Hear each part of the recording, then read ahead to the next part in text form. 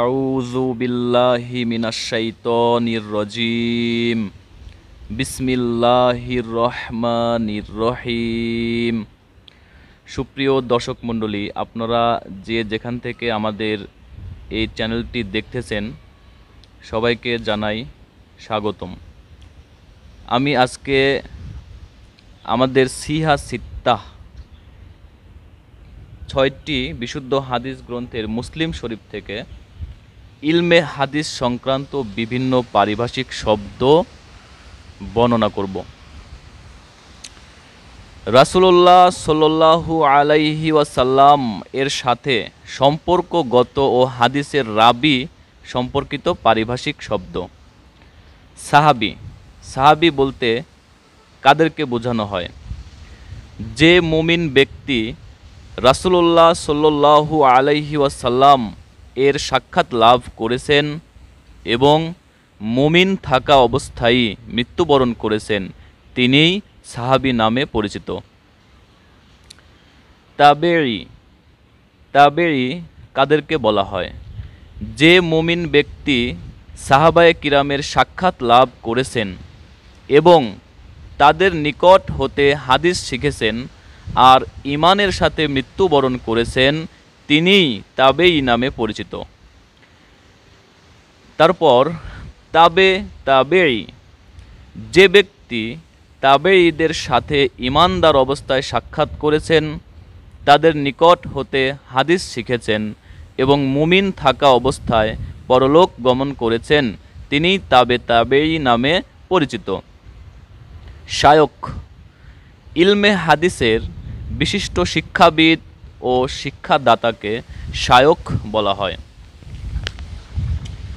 শায়খায়ন, শাব্দিক অর্থে শায়খায়ন ইলমে হাদিসের দুজন হাদিস শিক্ষাদাতাকে বোঝানো হয়।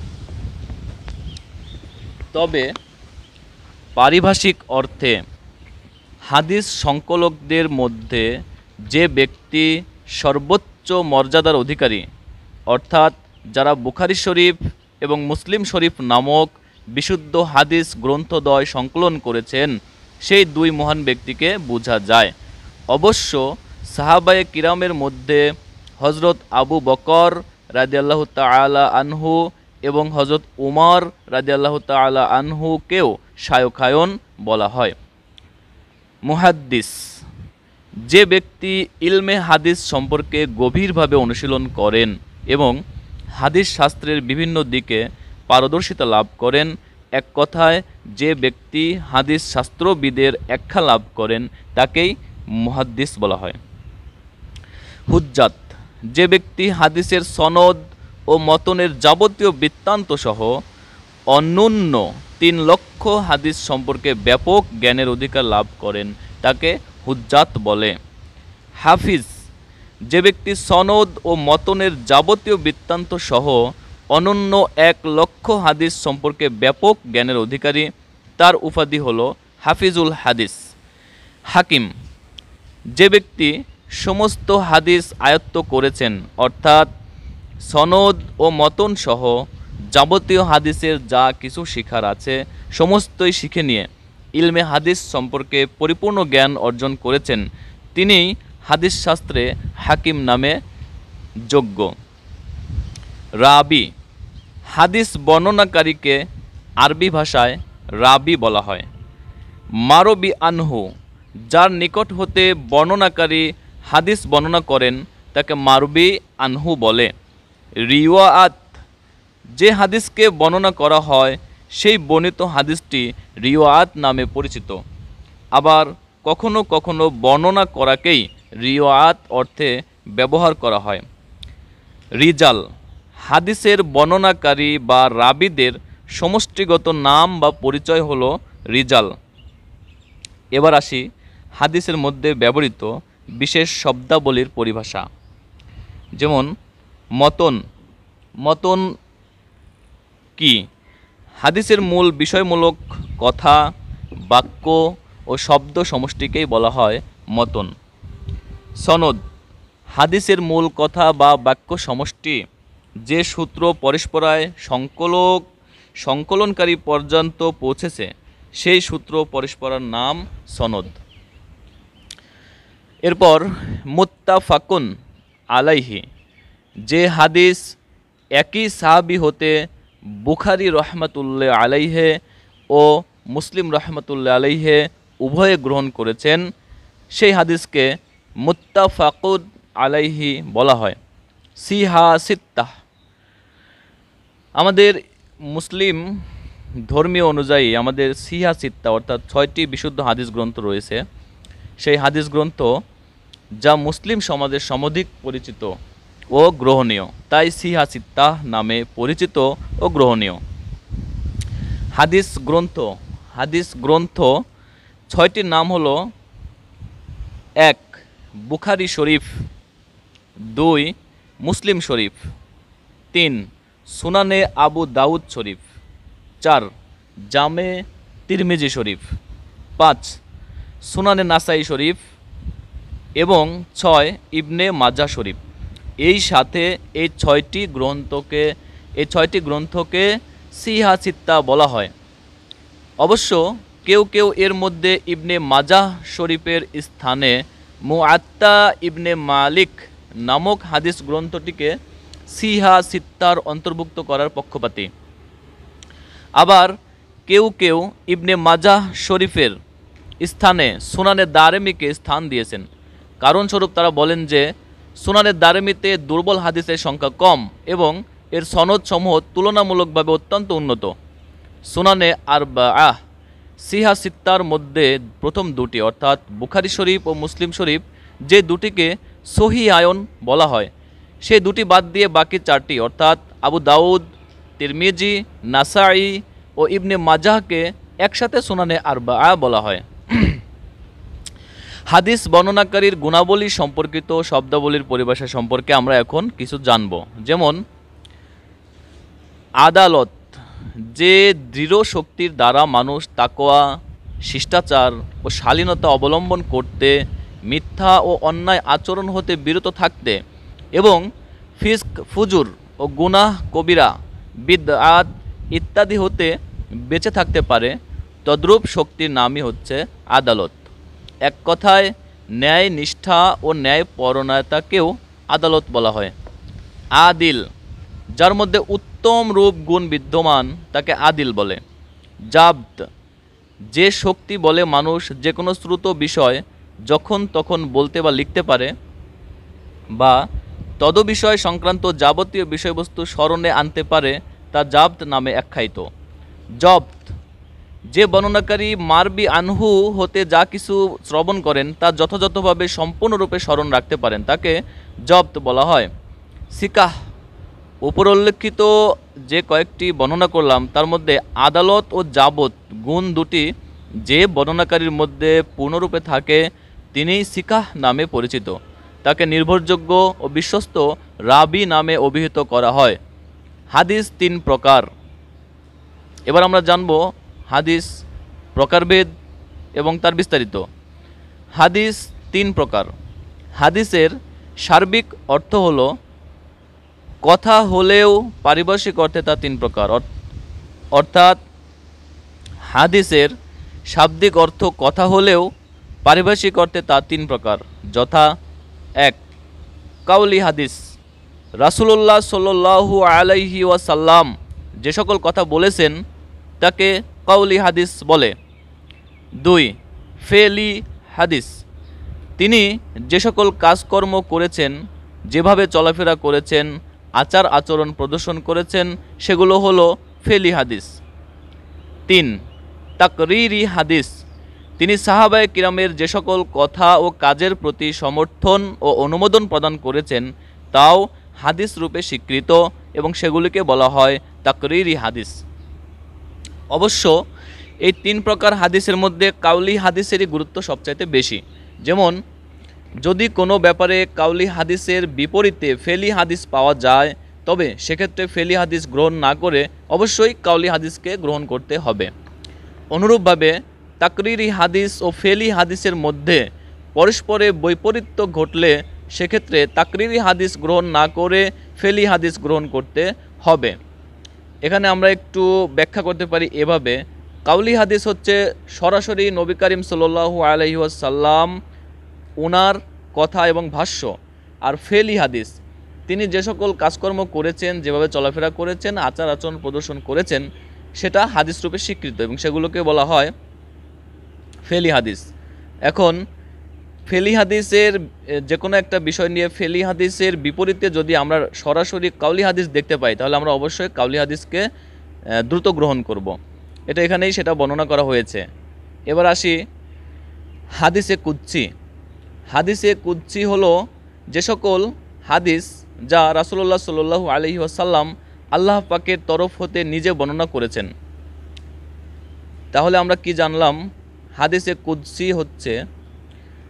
কুদসি হলো যে সকল হাদিস যা রাসূলুল্লাহ সাল্লাল্লাহু আলাইহি ওয়াসাল্লাম আল্লাহ পাকের তরফ হতে নিজে বর্ণনা করেছেন। সুবহানাল্লাহ। অবশ্য অন্যান্য হাদিসও রাসূলুল্লাহ সাল্লাল্লাহু আলাইহি ওয়াসাল্লাম নিজের তরফ হতে বলেননি, বরং তার জীবনের দিন ধর্মের কথাবার্তা ও কাজকর্ম সকলই আল্লাহর তরফ হতে ইঙ্গিতের ভিত্তিতে ঘটেছে। তবে হাদিসে কুদসির সাথে এর পার্থক্য এই যে, যার ইঙ্গিত তিনি আল্লাহর তরফ হতে প্রত্যক্ষভাবে লাভ করেছেন তা হলো হাদিসে কুদসি, আর যার ইঙ্গিত পরোক্ষ বা অপ্রত্যক্ষভাবে লাভ করেছেন সেগুলো হলো অন্যান্য হাদিস। এজন্যই হাদিসে কুদসি পবিত্র কুরআনের পর সর্বাধিক মর্যাদা সম্পন্ন। অর্থাৎ আমরা মূল যে বিষয়টা জানলাম হাদিসের প্রকারভেদ সম্পর্কে, সেটা হচ্ছে হাদিসে কুদসি হচ্ছে পবিত্র কুরআন মাজিদের পর সর্বাধিক মর্যাদা সম্পন্ন। সুবহানাল্লাহ। সনদ ভিত্তিক হাদিস সমূহের শ্রেণী বিভাগ ও তার পারিভাষিক নাম। এবার আমরা আলোচনা করব সনদ ভিত্তিক হাদিস সমূহের শ্রেণী বিভাগ এবং তার পারিভাষিক নামসমূহ। হাদিসের সনদ বা বর্ণনা পরস্পরের ধারা অনুযায়ী হাদিসকে বিভিন্ন ভাগে ভাগ করা হয়েছে এবং তার তদনুযায়ী বিভিন্ন পারিভাষিক নামকরণও করা হয়েছে। যেমন মারফু হাদিস, যে হাদিসের সনদ রাসূলুল্লাহ সাল্লাল্লাহু আলাইহি ওয়াসাল্লাম পর্যন্ত পৌঁছেছে তাকে মারফু হাদিস বলে। অর্থাৎ রাসূলুল্লাহ সাল্লাল্লাহু আলাইহি ওয়াসাল্লাম হতে গ্রন্থ সংকলনকারী পর্যন্ত সনদের ধারাবাহিকতা নিরঙ্কুশভাবে রক্ষিত আছে, মাঝখানে কোনো রাবির নাম বাদ পড়েনি, এটাই হাদিসে মারফু। মাওকুফ হাদিস, যে হাদিসের সনদ অর্থাৎ বর্ণনা সূত্র সাহাবায়ে কিরাম পর্যন্ত পৌঁছেছে তা মাওকুফ হাদিস রূপে পরিচিত। মাকতু হাদিস, যে হাদিসের সনদ বা বর্ণনা সূত্র তাবেঈ পর্যন্ত পৌঁছেছে তাকে মাকতু হাদিস বলা হয়। মুত্তাসিল হাদিস, যে হাদিসের সনদের ধারাবাহিকতায় কোনো বর্ণনাকারীর নাম বাদ পড়েনি, বরং প্রথম হতে শেষ পর্যন্ত প্রত্যেক নামই উল্লেখ করেছে তাকে মুত্তাসিল হাদিস বলা হয়। মুসনাদ হাদিস, এটা এমন মারফু হাদিসকে বলা হয় যা কোনো সাহাবী হতে এমন সনদ দ্বারা বর্ণিত বাহ্যিকভাবে যা মুত্তাসিল হয়। কারো কারো মতে মুসনাদি মুত্তাসিল হাদিস। মুনকাতি হাদিস, যে হাদিসের সনদের ধারাবাহিকতা রক্ষা করা হয়নি বরং মাঝখানের কোনো রাবি উজ্জ্ব রয়েছে বা বাদ পড়ে গিয়েছে তাকে মুনকাতি হাদিস বলে এবং এই উজ্জ্ব থাকা বা বাদ পড়াকে ইনকিতা বলা হয়। মুনকতি হাদিস দুই প্রকার, যথা মুরসাল ও মুআল্লাক। মুরসাল হাদিস, যে হাদিসের সনদের শেষ পর্যায়ের রাবির নাম উজ্জ্ব রয়েছে বা বাদ পড়েছে এবং তাবেঈ রাবি সরাসরি রাসূলুল্লাহ সাল্লাল্লাহু আলাইহি ওয়াসাল্লাম এর নাম উল্লেখ করে হাদিস বর্ণনা করেছেন তাকে মুরসাল হাদিস বলা হয়। আর যদি সনদ হতে সাহাবীর নাম বাদ দিয়ে শুধু তাবেঈর নাম উল্লেখ করে হাদিস বর্ণনা করা হয় তাকে ইরসাল বলা হয়। আল্লামা সাখাভি বলেছেন, অধিকাংশ আলিমের নিকট মুরসাল হাদিস গ্রহণযোগ্য। এর মর্ম হলো হানাফি ও মালিকি মাযহাবে এটা গ্রহণযোগ্য। তাছাড়া কোনো এক বর্ণনা মতে হাম্বলি মাযহাবেও এটা গ্রহণযোগ্য। মুহাদ্দিসদের একটি দলও মুরসাল হাদিসকে গ্রহণযোগ্য বলে মত প্রকাশ করেছেন। পক্ষান্তরে যারা মুরসাল হাদিসকে অগ্রহণযোগ্য বলে মনে করেন তারা হলেন ইয়াহইয়া ইবনে কাত্তান এবং ইবনে মাহদি প্রমুখ। ইমাম শাফি রহমাতুল্লাহ আলাইহি এর মতে মুরসাল হাদিসকে যদি অন্য কোনো মুরসাল বা মুত্তাসিল হাদিস সাহায্য করে তাহলে মুরসাল হাদিস গ্রহণযোগ্য। মুআল্লাক হাদিস, যে হাদিসের সনদের প্রথম পর্যায়ের রাবির নাম বাদ পড়েছে, অর্থাৎ সাহাবীর পর এক বা একাধিক রাবির নাম উল্লেখ করা হয়নি, তাকে মুআল্লাক হাদিস বলা হয়। এ প্রকার হাদিস গ্রহণযোগ্য নয়। তালিক, কোনো সংকলক হাদিসের পূর্ণ সনদ বাদ দিয়ে শুধুমাত্র মতন বা মূল হাদিসকেই বর্ণনা করেছেন। এরূপ হাদিস বর্ণনা করাকে তালিক বলা হয়। আবার কখনো কখনো এরূপে বর্ণিত হাদিসটিকেও তালিক বলা হয়। ইমাম বুখারী রহমাতুল্লাহ আলাইহি এর বুখারী শরীফের সমস্ত তালিকেরই মুত্তাসিল সনদ পাওয়া যায়। তাছাড়া অন্যান্য সংকলকগণ এসব হাদিস তাদের কিতাবে মুত্তাসিল সনদ রূপে বর্ণনা করেছেন। মুদাল্লাস হাদিস, যে হাদিসের রাবি হাদিসের সনদে নিজ উস্তাদের নাম উল্লেখ না করে তার ঊর্ধ্বতন কোনো রাবির নাম উল্লেখ করে এভাবে হাদিস বর্ণনা করেছেন যাতে বোঝা যায় যে তিনি উল্লেখিত ঊর্ধ্বতন শায়কের নিকট হাদিসটি শুনেছেন, অথচ সত্য কথা এই যে তিনি ঊর্ধ্বতন শায়কের নিকট শোনেননি। এরূপ করাকে তাদলিস বলে এবং এ জাতীয় হাদিসই মুদাল্লাস হাদিস নামে পরিচিত। যিনি এরূপ করেন তাকে মুদাল্লিস রাবি বলা হয়। শামানি রহমাতুল্লাহ আলাইহি বলেন যে হাদিস শাস্ত্রবিদদের মতে এরূপ তাদলিস করা অবৈধ। ইমাম শাফি রহমাতুল্লাহ আলাইহি মুদাল্লিসদেরকে অত্যধিক নিন্দা করেছেন।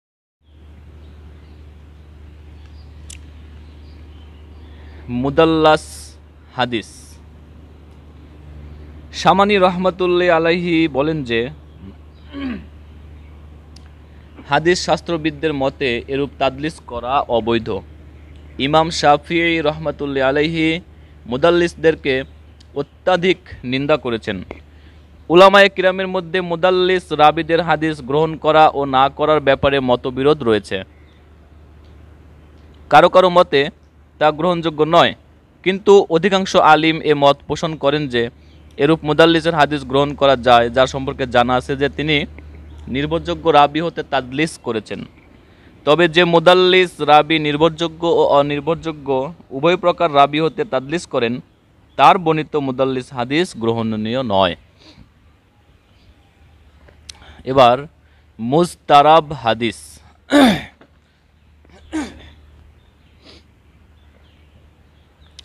হাদিসের সনদ বা মতনের মধ্যে আগে পরে হওয়ার কারণে বা কম বেশি হওয়ার জন্য গোলমাল হয়ে গেলে অথবা এক রাবির স্থলে অন্য রাবির নাম উল্লেখ করা হলে কিংবা এক স্থানের মতনকে অন্য স্থানে উল্লেখ করলে বা সনদ অথবা মতনের কোনো অংশে পরিবর্তন ঘটলে কিংবা মতনকে সংক্ষিপ্ত আকারে বর্ণনা করলে সেই হাদিসকেই মুস্তারাব হাদিস বলা হয়। তবে উল্লেখিত গোলমালের সমাধান করা গেলে সেই হাদিস গ্রহণ করা যায়, আর তা না করা গেলে তা গ্রহণ করার ক্ষেত্রে অপেক্ষা করতে হবে। সার কথা এই যে এই ধরনের হাদিস প্রমাণ হিসেবে ব্যবহারযোগ্য নয়। মুদরাজ হাদিস, যে হাদিসের মধ্যে কোনো রাবি নিজের বা অন্য কারো কোনো কথাকে প্রবিষ্ট করে সেই হাদিসকে মুদরাজ হাদিস বলে এবং এই কাজটিকে ইদ্রাস বলা হয়। এরূপ করা সম্পূর্ণ অবৈধ। অবশ্য যদি বোঝা যায় যে এ হাদিসে ইদ্রাস করা হয়েছে তাহলে এটা তেমন দোষণীয় হবে না। মুতাবি ও শাহিদ হাদিস, এক বর্ণনাকারীর হাদিসের মতোই অবিকল অনুরূপ হাদিস যদি অপর বর্ণনাকারীর হাদিসটি হয় আর উভয় হাদিসের মূল বর্ণনাকারী যদি একই ব্যক্তি হন তাহলে দ্বিতীয় বর্ণনাকারীর হাদিসকে প্রথম বর্ণনাকারীর হাদিসের জন্য মুতাবি বলা হয় এবং এরূপ হওয়াকে মুতাবাআত বলা হয়। আর যদি হাদিস দুটির মূল রাবি অর্থাৎ সাহাবী একই ব্যক্তি না হন তাহলে দ্বিতীয় রাবির হাদিসকে প্রথম রাবির হাদিসের জন্য শাহিদ সাক্ষী বলা হয়, আর এরূপ হওয়াকে শাহাদাত বলে। এতে প্রথম হাদিসের শক্তি ও গুরুত্ব অনেক বেড়ে যায়। মারুফ ও মুনকার হাদিস, কোনো দুর্বল বর্ণনাকারী বর্ণিত হাদিস অপর কোনো দুর্বল বর্ণনাকারীর বর্ণিত হাদিসের বিরোধী হলে উভয় বর্ণনাকারীর মধ্যে যে অধিক দুর্বল তার হাদিসকে মুনকার হাদিস বলা হয়, আর উভয়ের মধ্যে অপেক্ষাকৃত কম দুর্বল বর্ণনাকারীর হাদিসকে মারুফ হাদিস বলে। মুনকার হাদিস গ্রহণযোগ্য নয়। শাজ ও মাহফুজ হাদিস। শাজ বলা হয় এমন ব্যক্তিকে যে দল হতে পৃথক হয়ে যায়। ইলমে হাদিসের পরিভাষায় এমন হাদিসকে শাজ বলা হয় যা নির্ভরযোগ্য রাবি বর্ণিত হাদিসের বিপরীত হয়। যদি ওই হাদিসের বর্ণনাকারী নির্ভরযোগ্য না হয় তাহলে সে হাদিস গ্রহণযোগ্য নয়, আর যদি নির্ভরযোগ্য হয় তাহলে তাকে তার বিপরীত রাবির সাথে হাদিসের সংরক্ষণ করা, স্মরণ রাখা এবং অন্যান্য দিক দিয়ে তুলনা করা হবে। এতে যার প্রাধান্য সূচিত হবে তার হাদিসকে মাহফুজ বলা হয়, আর যার অপ্রাধান্য প্রকাশ পাবে তার হাদিসকে শাজ বলা হয়। এই প্রকার হাদিস বিশুদ্ধ হাদিস রূপে গ্রহণযোগ্য নয়। মুআল্লাল হাদিস। যে হাদিসের সনদে প্রকাশ্যে বা বাহ্যিকভাবে কোনো দোষ ত্রুটি নেই, কিন্তু এমন কোনো সূক্ষ্ম দোষ রয়েছে যা শুধু বিজ্ঞ হাদিস বিশারদদের নিকট ধরা পড়ে, অন্য কারো নিকট তা প্রকাশ পায় না, এই প্রকার হাদিসকে মুআল্লাল হাদিস বলা হয়। আর এ জাতীয় সূক্ষ্ম ত্রুটিকে বলা হয় ইল্লাত। মুআল্লাল হাদিসও বিশুদ্ধ হাদিস রূপে গণ্য নয়। মুআনআন হাদিস। যে হাদিসে বর্ণনাকারী আনআন সূত্রে অর্থাৎ অমুক হতে এবং অমুক অমুক হতে এভাবে বর্ণনা হয় তাকে মুআন্নান হাদিস বলে।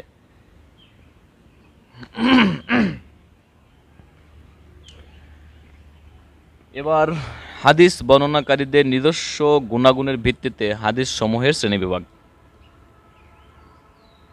সহিহ হাদিস। যে হাদিস মুত্তাসিল সনদে বর্ণিত, প্রত্যেক স্তরের রাবির নাম সঠিকভাবে উল্লেখ করা হয়েছে, আর রাবিগণ সামগ্রিকভাবে বিশ্বস্ত ও নির্ভরযোগ্য, তীক্ষ্ণ স্মরণশক্তি সম্পন্ন, যাবতীয় দোষ ত্রুটি মুক্ত, এবং যাদের সংখ্যা কোনো স্তরেই মাত্র একজন নয় বরং একাধিক, এরূপ রাবিদের বর্ণনাকৃত হাদিসকেই সহিহ হাদিস বলা হয়। হাসান হাদিস। সহিহ হাদিস হওয়ার জন্য রাবিদের যে সকল গুণ থাকার শর্ত করা হয়েছে, সেই সকল গুণ থাকবার পর যদি তাদের শুধুমাত্র স্মরণশক্তি কিছুটা দুর্বল দেখা যায়, তাহলে সেই হাদিসকে হাসান হাদিস বলা হয়। ফকিহগণ অবশ্য সহিহ ও হাসান উভয় প্রকার হাদিসের ভিত্তিতে মাসআলা তৈরি করেন। জাইফ হাদিস। সহিহ ও হাসান হাদিস হওয়ার জন্য রাবিদের যে সকল গুণ থাকার শর্ত করা হয়েছে, সেই সকল গুণই যদি তাদের মধ্যে কিছুটা কম পরিমাণে থাকে, বা যেই হাদিসের রাবি হাসান শ্রেণীর হাদিসের রাবির গুণে গুণান্বিত নয়, তদ্রূপ রাবিদের বর্ণিত হাদিসকে জাইফ হাদিস বলা হয়। হাদিস সহিহ হওয়ার জন্য যে সকল শর্ত বা গুণ থাকা অপরিহার্য, সে সকল গুণ যদি রাবিদের মধ্যে একাধিক মাত্রায় থাকে, তাহলে তাদের বর্ণিত হাদিসকে সহিহ লিজাতিহি বলা হয়। আর যদি উক্ত গুণসমূহের মধ্যে কোনো একটি কিছুটা দুর্বল থাকে, কিন্তু হাদিসটি বর্ণিত বিভিন্ন সনদে বর্ণিত হওয়ার কারণে সেই দুর্বলতা পরিপূর্ণ হয়ে যায়, তাহলে সেই হাদিসকে সহিহ লিগাইরিহি বলা হয়। আর যদি বিভিন্ন সনদে বর্ণিত হয়ে ওই দুর্বলতা পরিপূরণ না হয়, তবে বরং তা ওই অবস্থায় থেকে যায়, তাহলে সেই হাদিসকে হাসান জিলাতিহি বলা হয়। আর সহিহ যদি হওয়ার শর্ত বা গুণসমূহের সবগুলোই বা অনেকগুলোই রাবিদের মধ্যে বিদ্যমান না থাকে, তাহলে সেই রাবির বর্ণিত হাদিসকে জাইফ হাদিস বলা হয়। জাইফ হাদিস বিভিন্ন সনদে বর্ণিত হলেও সে জোফ অর্থাৎ দুর্বলতা দূর হয়ে উক্ত হাদিস হাসান লিগাইরিহি হাদিসের পর্যায়ে উন্নীত হয়। আর যদি বিভিন্ন সনদে বর্ণিত হওয়ার কারণে দুর্বলতা বহাল থেকে যায়, তাহলে দুর্বলতা বৃদ্ধি পেয়ে ক্রমে ক্রমে তা মাউজু হাদিসে পরিণত হতে পারে। একটি কথা অবশ্য স্মরণ রাখতে হবে যে রাবি বা বর্ণনাকারী দুর্বল হওয়ার কারণে হাদিসকে জাইফ বা দুর্বল বলা হয়ে থাকে। আসলে মূল হাদিস কিন্তু কখনো জাইফ হতে পারে না, কেননা রাসূলুল্লাহ সাল্লাল্লাহু আলাইহি ওয়াসাল্লাম এর কোনো কথা, কাজ বা অনুমোদন এ দোষ হতে সম্পূর্ণরূপে মুক্ত ও পবিত্র। সুবহানাল্লাহ। আর ফুসাজি নামক কিতাবে উল্লেখ আছে যে সহিহ হাদিসে 4টি প্রকার আছে, যথা 1. বর্ণনাকারী বিশ্বস্ত ও নির্ভরযোগ্য এবং তার উপর সালেফি সালেহিনদের আমল দ্বারা তার যথাযথতার প্রমাণ রয়েছে। 2. যেসব হাদিসকে হাদিস শাস্ত্রবিদদের কোনো কোনো ইমাম সত্যায়িত করেছে। 3. যেসব হাদিসকে হাদিস বিশারদগণ নিজ নিজ গ্রন্থে স্থান দান করেছেন এবং তার সহিহ হওয়ার ব্যাপারে সুদৃঢ়ভাবে দাবি করেছেন। মাউজ হাদিস, যে রাবি স্বেচ্ছায় জীবনে কখনো রাসূলুল্লাহ সাল্লাল্লাহু আলাইহি ওয়াসাল্লামের নামে মিথ্যা হাদিস তৈরি করেছে বলে প্রমাণ পাওয়া গিয়েছে, তদবর্ণিত হাদিসকে মাউজু হাদিস বলে। এরূপ হাদিস গ্রহণযোগ্য নয়। মাতরুক হাদিস, যে ব্যক্তি মিথ্যাবাদী বলে পরিচিত, চাই মিথ্যা কথা সেই হাদিসের ক্ষেত্রে বলুক বা অন্য যে কোনো ক্ষেত্রে, এরূপ ব্যক্তির বর্ণিত হাদিসকে মাতরুক হাদিস বলে। এই হাদিস গ্রহণযোগ্য নয়, বরং পরিত্যাজ্য। মুবহাম হাদিস, যে হাদিসের রাবির পরিচয় উত্তম রূপে জানা যায়নি, যার মাধ্যমে তার দোষগুণ জানা যায়, এরূপ রাবির বর্ণনাকৃত হাদিসকে মুবহাম হাদিস বলা হয়। এই শ্রেণীর রাবি যদি সাহাবী না হয় তাহলে তার বর্ণিত হাদিস অগ্রহণযোগ্য। রাবিদের সংখ্যাভিত্তিক হাদিসের শ্রেণী বিভাগ। হাদিস সমূহের রাবিদের সংখ্যা সর্বস্তরে এবং সকল যুগে একই রূপ হয়নি, বরং বিভিন্ন হাদিসের রাবিদের সংখ্যা বিভিন্ন রূপে হয়েছে। সেই হিসাবে হাদিস সমূহ কতিপয় শ্রেণীতে বিভক্ত হয়েছে এবং প্রত্যেকটির ভিন্ন ভিন্ন পারিভাষিক নামও রয়েছে, যথা মুতাওয়াতির, যে সহিহ হাদিসকে প্রত্যেক স্তরে ও জামানায় এত বেশি সংখ্যক রাবি বর্ণনা করেছেন যে তাদের সকলেই কোনো ব্যাপারে মিথ্যা বলার জন্য একত্রিত হওয়া সম্ভব নয়, আর একইভাবে তাদের সকলের কোনো ব্যাপারে ভুল পথ অবলম্বনে একত্রিত হওয়াও সম্ভব নয়।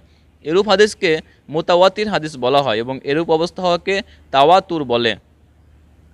কোনো কোনো মুহাদ্দিস বলেন যে তাওয়াতুর 4 প্রকার, যথা তাওয়াতিরুল ইসনাদ, অর্থাৎ 3 যুগেই হাদিস এত বেশি সংখ্যক রাবির দ্বারা বর্ণিত হয়েছে যে যার কোনো ব্যাপারে মিথ্যার উপর ঐক্যবদ্ধ হওয়া সম্পূর্ণ অসম্ভব, একে তাওয়াতিরুল মুহাদ্দিসিন বলা হয়।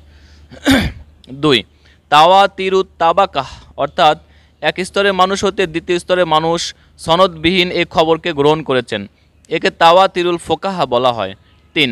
তাওয়াতিরুল আমল, অর্থাৎ রাসূলুল্লাহ সাল্লাল্লাহু আলাইহি ওয়াসাল্লামের জামানা হতে আমাদের জামানা পর্যন্ত এক বিরাট আমলকারী দল এভাবে আমল করে আসছেন, যা মিথ্যা বা ভ্রান্ত হওয়া স্বাভাবিকভাবেই অসম্ভব বলে মনে হয়।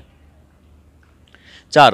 তাওয়াতিরুল কদরি মুস্তারি, যার মধ্যে শব্দ ও বর্ণনাকারী বিভিন্ন হলেও একটি মিল রয়েছে, যেমন কেউ কেউ একটি ঘটনা আর কেউ কেউ অন্য ঘটনা বর্ণনা করেছেন, কিন্তু সকল ঘটনাই একটি নির্দিষ্ট বিষয়কে শামিল করে। যেমন কোনো ব্যক্তি বলল যে হাতিম 100 দিনার দান করেছেন, দ্বিতীয় ব্যক্তি বলল যে 100 উট, তৃতীয় ব্যক্তি বলল যে 20টি ঘোড়া দান করেছেন।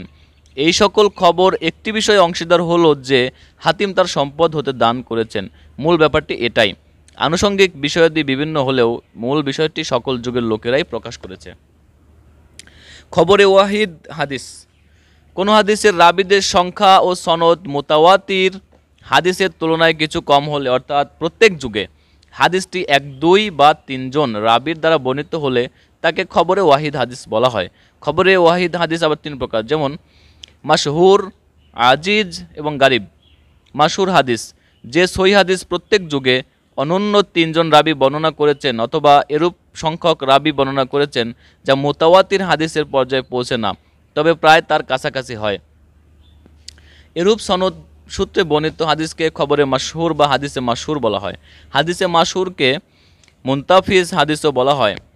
আজিজ হাদিস, যে হাদিসের রাবিদের সংখ্যা কোনো স্তরে 2 জনের কম নয়, সেই হাদিসকে আজিজ হাদিস বলা হয়। গারিব হাদিস, যে হাদিসের রাবিদের সংখ্যা কোনো স্তরে একাধিক হয় না, অর্থাৎ মাত্র 1 জন, সেই হাদিসকে গারিব হাদিস বলে। খবরে ওয়াহিদ দ্বারা যে জ্ঞান ও বিশ্বাস লাভ করা যায়।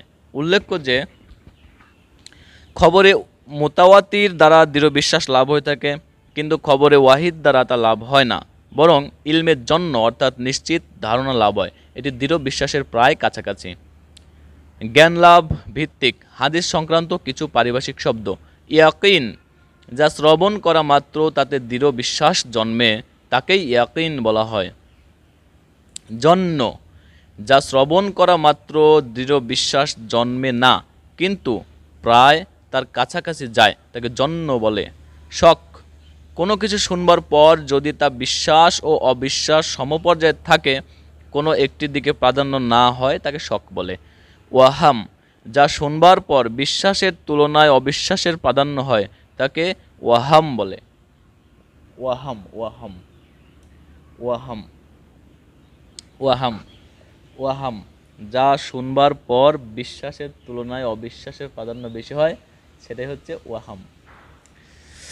কিজব, যা শুনবার পর তাতে বিশ্বাস আসে না, বরং তা সম্পূর্ণ অবিশ্বাস্য হয় এবং তা বাস্তবতা সম্পূর্ণ বিপরীত হয়, তাকে কিজব বলে।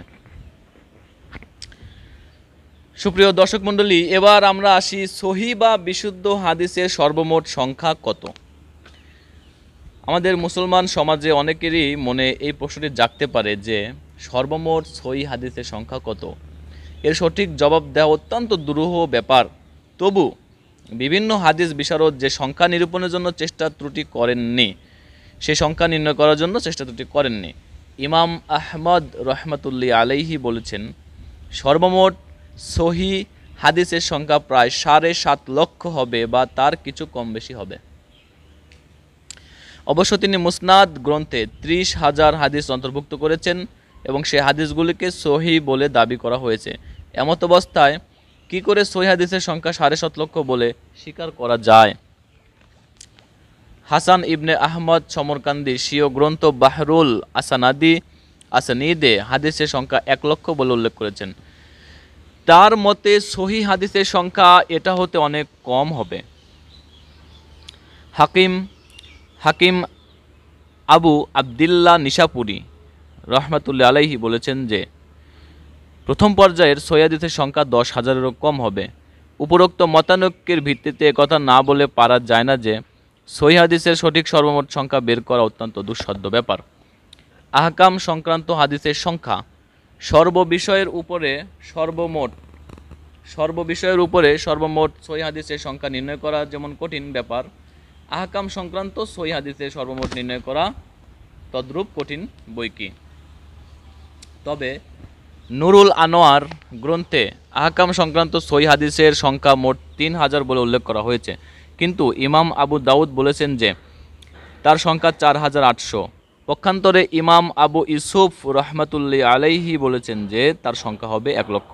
কিন্তু এই ব্যাপারে ইবনে মুবারক বলেছেন যে ইমাম আবু ইউসুফ বর্ণিত সংখ্যার মধ্যে বহু দুর্বল হাদিস রয়েছে যা সহি রূপে গণ্য নয়। ইবনে মাহদি ইয়াহিয়া ইবনে সাঈদ আল কাত্তান এই শ্রেণীর হাদিসের সংখ্যা বলেছেন মাত্র 800।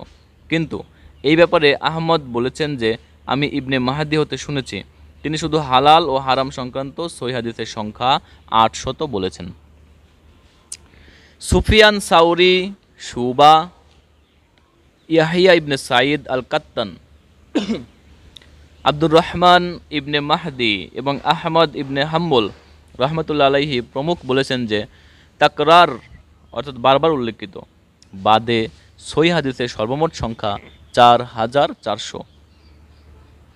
ইসহাক ইবনে রাহওয়া বলেছেন যে সহি হাদিসের সর্বমোট সংখ্যা 7,000। সার কথা এই যে যা আমরা পূর্বে বলেছি, হাদিসের সর্বমোট সংখ্যা সহি ও গায়রে সহি যাই হোক না কেন নির্ধারণ করা কোনো ক্রমে সহজ নয়। এ ব্যাপারে ইমাম মুসলিম রহমতুল্লাহ আলাইহি এর ভূমিকা। ইমাম মুসলিম রহমতুল্লাহ আলাইহি মুসলিম শরীফের নিখুঁত অর্থাৎ সম্পূর্ণ বিশুদ্ধ হাদিস সংকলন করতে গিয়ে শুধু সহি এবং হাসান পর্যায়ের হাদিসসমূহ গ্রহণ করেছেন। তিনি অবশ্য কথা বলেছেন যে আমি সকল সহি হাদিসই আমার গ্রন্থে সংকলন করিনি। এতে পরিষ্কার বোঝা যাচ্ছে তিনি সহি হাদিস নির্বাচনে যে শর্ত আরোপ করেছিলেন সেই শর্তের আওতায় তিনি যে হাদিসসমূহ পেয়েছেন তাই গ্রহণ করেছেন। অতএব বোঝা যাচ্ছে যে তার গৃহীত সহি হাদিস ছাড়া আরও সহি হাদিস থাকতে পারে, বস্তুত তা আছেও। সিহা সিত্তা এর বাইরেও সহি হাদিস আছে। ইমাম মুসলিম রহমতুল্লাহ আলাইহি এর উক্তি মতে যেমন মুসলিম শরীফের বাইরেও সহি হাদিস রয়েছে, ঠিক একইভাবে ইমাম বুখারী রহমতুল্লাহ আলাইহি এর উক্তির দ্বারাও প্রমাণিত হয়েছে যে বুখারী শরীফের বাইরেও সহি হাদিস রয়েছে। তিনি বলেছেন যে আমি আমার এই সহি হাদিস বুখারী শরীফে সহি ব্যতীত অন্য কোনো হাদিস গ্রহণ করিনি এবং অনেক সহি হাদিসও আমি সংকলন করিনি। শায়খ আব্দুল হক মুহাদ্দিসে দেহলভী রহমতুল্লাহ আলাইহি বলেছেন যে প্রসিদ্ধ সিয়াসিত্তা অর্থাৎ বুখারী, মুসলিম, তিরমিজি, আবু দাউদ, নাসাই ও ইবনে মাজা ছাড়া মুআত্তা, ইমাম মালিক ও সুনানে দারমি ও নিঃসন্দেহে সহি হাদিস সংকলন। তাছাড়া নিম্নোক্ত গ্রন্থসমূহও সহি হাদিস সংকলন সময়ের পর্যায়ভুক্ত, যথা আবু আবদুল্লাহ মুহাম্মদ ইবনে ইসহাক সংকলিত সহি ইবনে খুজাইমা, আবু হাতিম মুহাম্মদ ইবনে হাসান সংকলিত সহি ইবনে হাসান, আবু আবদুল্লাহ নিশাপুরি সংকলিত আল মুস্তাদরাক, হাকিম জিয়াউদ্দিন আল মাকদিসি রহমতুল্লাহ আলাইহি সংকলিত আল মুখতারা, ইয়াকুব ইবনে ইসহাক রহমতুল্লাহ আলাইহি সংকলিত সহি আবু আওয়ানা, কাসিম ইবনে আজগাস রহমতুল্লাহ আলাইহি সংকলিত সহি আল মুনতাকা। মুহাদ্দিসদের স্তরভেদ। হাদিস শাস্ত্রে যোগ্যতা, বিজ্ঞতা ও পারদর্শিতার দিক দিয়ে বিশেষ যোগ্যতা সম্পন্ন লোকদেরকে মুহাদ্দিস বলা হয় বটে, কিন্তু এদের মধ্যেও স্তরভেদ রয়েছে। হাফিজ ইবনে হাজার আসকালানি রহমতুল্লাহ আলাইহি মুহাদ্দিসদেরকে মোট 12টি স্তরে ভাগ করেছেন। এদের নাম পরিচয় সংক্ষিপ্ত আকারে নিচে উদ্ধৃত করা হলো। প্রথম স্তর, এই স্তরে মুহাদ্দিস হলেন সাহাবায়ে কিরাম। দ্বিতীয় স্তর, প্রবীণ বিজ্ঞ তাবেঈগণ। এদের মধ্যে বিশেষ উল্লেখযোগ্য সাইদ ইবনে আল মুসাইব রহমতুল্লাহ আলাইহি প্রমুখ। তৃতীয় স্তর, মধ্যম শ্রেণীর তাবেঈগণ হলেন এই স্তরে মুহাদ্দিস, এবং তাদের মধ্যে বিশেষভাবে উল্লেখযোগ্য ব্যক্তি হলেন হাসান বসরি রহমতুল্লাহ আলাইহি এবং ইবনে সিরিন রহমতুল্লাহ আলাইহি।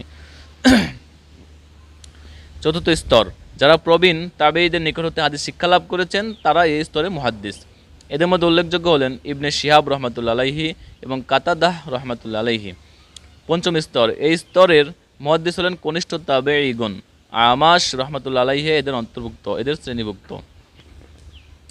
ষষ্ঠ স্তর, যারা কনিষ্ঠ তাবেঈগণের জামানার লোক হলেও সাহাবায়ে কেরামের সাক্ষাৎ পাননি, যেমন ইবনে জুরায়জ রহমতুল্লাহ আলাইহি। সপ্তম স্তর, প্রবীণ তাবেঈগণ ইমাম মালিক রহমতুল্লাহ আলাইহি এবং সুফিয়ান সাউরি রহমতুল্লাহ আলাইহি এই স্তরে মুহাদ্দিস। অষ্টম স্তর, মধ্যম পর্যায়ের তাবেঈগণ ইবনে ওয়াইনা রহমতুল্লাহ আলাইহি এবং ইবনে উলিয়া প্রমুখ এই স্তরের মুহাদ্দিস। নবম স্তর, কনিষ্ঠ শ্রেণীর তাবেঈগণ জায়েদ ইবনে হারুন, ইমাম শাফিঈ রহমতুল্লাহ আলাইহি, ইমাম আবু দাউদ আত-তাআলিসি এবং আব্দুর রহমান প্রমুখ এই স্তরের মুহাদ্দিস। দশম স্তর, যারা তাবেঈগণের নিকট হতে হাদিস গ্রহণ করেছেন এবং তাবেঈগণের সাথে সাক্ষাৎ হয়নি, যেমন আহমদ ইবনে হাম্বল রহমতুল্লাহ আলাইহি প্রমুখ এই স্তরে মুহাদ্দিস। একাদশ স্তর, ইমাম জাহলি রহমতুল্লাহ আলাইহি, ইমাম বুখারী রহমতুল্লাহ আলাইহি এবং ইমাম মুসলিম রহমতুল্লাহ আলাইহি প্রমুখ এই স্তরের মুহাদ্দিস। দ্বাদশ স্তর, ইমাম তিরমিজি রহমতুল্লাহ আলাইহি, ইমাম নাসাই রহমতুল্লাহ আলাইহি প্রমুখ মুহাদ্দিসগণ এই স্তরে অন্তর্ভুক্ত। কেউ কেউ মুহাদ্দিসদেরকে 21টি স্তরে বিভক্ত করেছেন। কলেবর বিদ্যুৎজনিত কারণে আমরা এখানে তা উদ্ধৃত করা হতে বিরত থাকলাম। হাদিস সংকলন গ্রন্থসমূহের স্তরভেদ। উল্লেখ্য যে